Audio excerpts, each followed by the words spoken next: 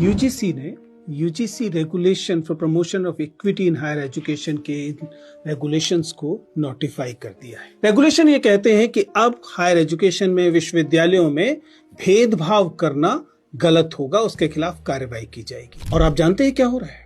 भेदभाव करने के हक के पक्ष में या भेदभाव के खिलाफ आने वाले रेगुलेशंस के खिलाफ लोग प्रतिरोध कर रहे हैं, वे इस पर आपत्ति कर रहे हैं। सच्चाई लेकिन ये है कि ये रेगुलेशंस नई नहीं है। मैं विश्वविद्यालय का शिक्षक हूं, मैं जानता हूं कि 2012 से इस किस्म के रेगुलेशंस हैं और इक्वल अपॉर्चुनिटी सेल पहले से विश्वविद्यालयों में था। पूरी दुनिया के विश्वविद्यालय ये कहते हैं कि विश्वविद्यालयों में इक्विटी होनी चाहिए, वहां पर ऐसे रेगुलेशंस होने चाहिए कि भेदभाव न किया जा सके। सच्चाई ये है कि अब हमारा समाज भेदभाव करने के हक के लिए लड़ने लगा है। यूजीसी के आंकड़े देखें तो बताते हैं कि यूजीसी खुद कह रहा है कि 118% बढ़े हैं डिस्क्रिमिनेशन की जो शिकायतें हैं वो। इसका मतलब कि डिस्क्रिमिनेशन इन हायर एजुकेशन में होता है। कौन नहीं जानता, हम जानते हैं। आईआईटी की स्टडी से आप पहले से परिचित हैं कि जाति देखकर अंक दिए जाते हैं, मेडिकल कॉलेजेस में जाति देखकर भेदभाव होता है, यूनिवर्सिटीज में जाति देखकर भेदभाव होता है और अन्य पहचानों के आधार पर भी भेदभाव होता है। इसलिए वास्तव में इस देश को समतापूर्ण बनाने के लिए स्वाभाविक है, इस बात की जरूरत थी कि रेगुलेशंस आए।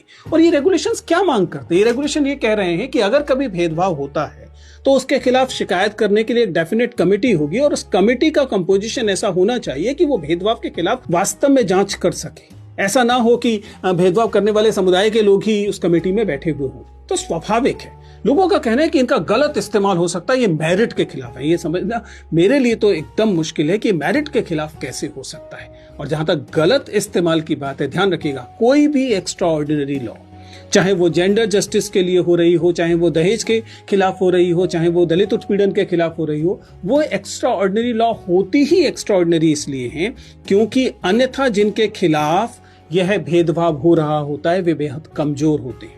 हमारे विश्वविद्यालयों में दलित समुदाय के शिक्षक और विद्यार्थी अभी कमजोर स्थिति में हैं।